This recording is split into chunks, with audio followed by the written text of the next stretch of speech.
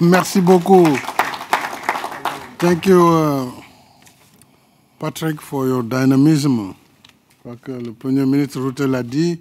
Je voudrais d'abord faire mienne vraiment l'intervention de Frank Timmermans, que j'apprécie hautement, parce que véritablement c'est un plaidoyer humaniste, universel, sur lequel nous pouvons tous nous accorder.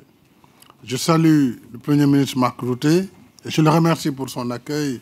C'est vrai que ce matin, nous avons exprimé un peu une petite déception par l'absence des chefs de gouvernement. Bien sûr, ils ont de grands représentants ici, mais nous aurions voulu que certains soient là pour que l'échange soit interactif. Et nous savons que s'ils sont là, parfois, on peut les bousculer un peu, ils mettront un peu plus.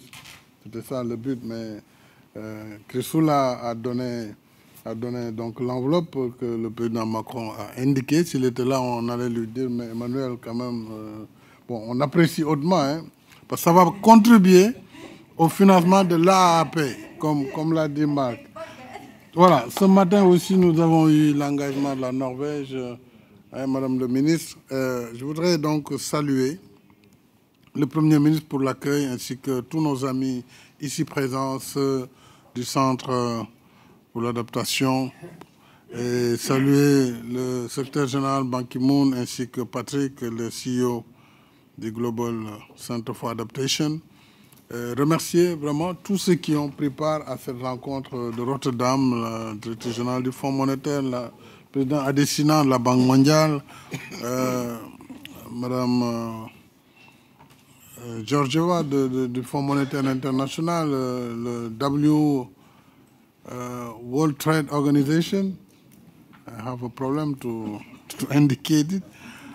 OMC, on sait, on dit OMC, mais également les Nations Unies. Bref, tous ceux qui sont là, qui ont pris les banques multilatérales comme la Banque européenne, M. Hoyer, et l'AFD, aussi un de nos partenaires dans ce combat. Je salue vraiment tous ceux qui sont là. Et les efforts combinés des uns et des autres ont permis de monter un programme d'accélération de l'adaptation en Afrique.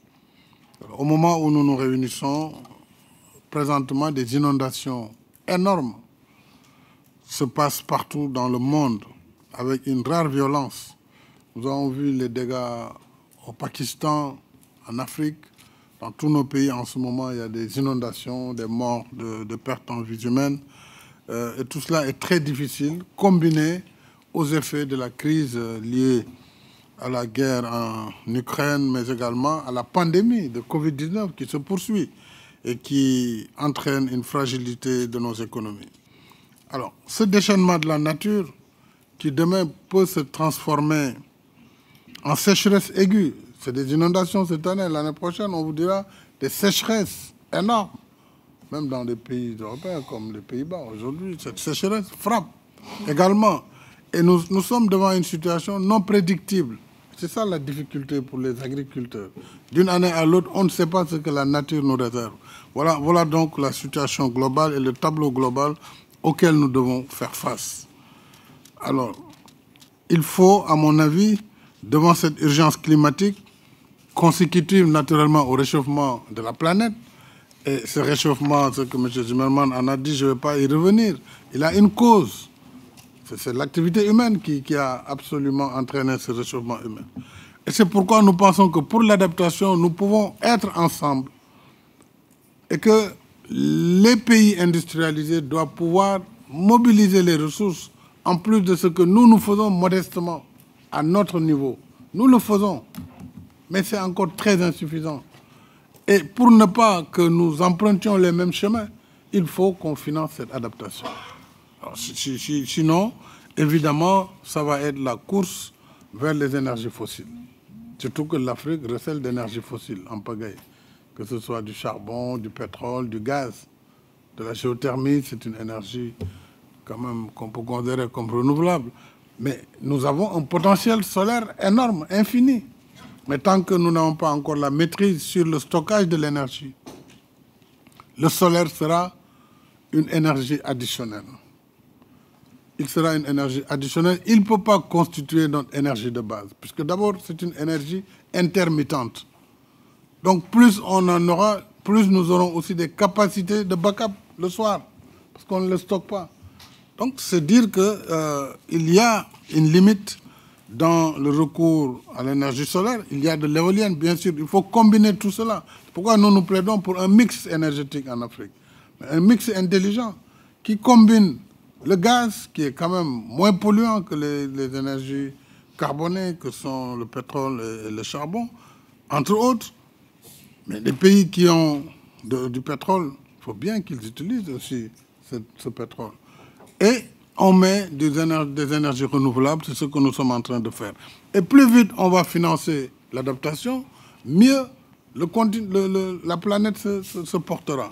Donc vraiment, je voudrais saluer les engagements qui sont faits, mais, Monsieur le Premier ministre, il faut convaincre vos collègues européens, américains, asiatiques, chinois, parce que c'est les grands pollueurs, à davantage financer l'adaptation. À davantage financer l'adaptation.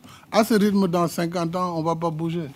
À ce rythme-là où on va, dans 50 ans, on va encore parler de COP 80, COP 90, où on va répéter les mêmes choses. Et rien ne se passera. C'est ça la vérité. Et entre-temps, la planète, elle va être dégradée de façon très sérieuse. Donc je pense qu'il y a des efforts à faire. Ça me ramène à la question de la réallocation des droits de tirage spéciaux. Aujourd'hui, nos pays ont drastiquement besoin de finances pour relancer les économies depuis la Covid. Il faut reprendre l'activité. Il faut faire face à la cherté des denrées, que ce soit les produits alimentaires, que ce soit les produits énergétiques. Ça explose. Et ce qui va s'en suivre, c'est aussi beaucoup de violence et de dégradation. Donc il est vraiment important qu'on invente de nouvelles situations. Et là-dessus, je sais que le Fonds monétaire international peut beaucoup aider, parce que nous avons eu la chance d'avoir une femme qui est une grande économiste, mais aussi qui a une haute compréhension des phénomènes et de la nécessité de changer les règles préexistantes. Il faut de nouvelles règles par rapport à des situations nouvelles qui n'ont rien à voir avec ce qu'on a connu jusque-là. Mais on ne peut pas rester dans des schémas traditionnels pour vouloir résoudre des problèmes nouveaux. Ce n'est pas possible.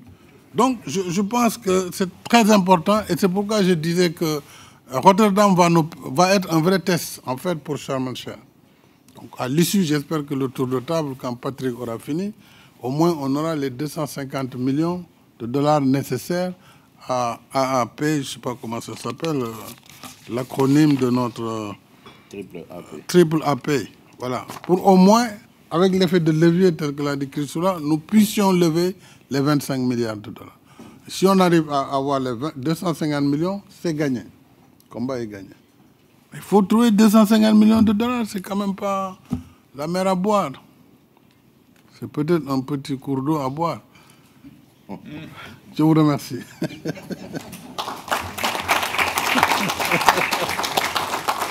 Une lague.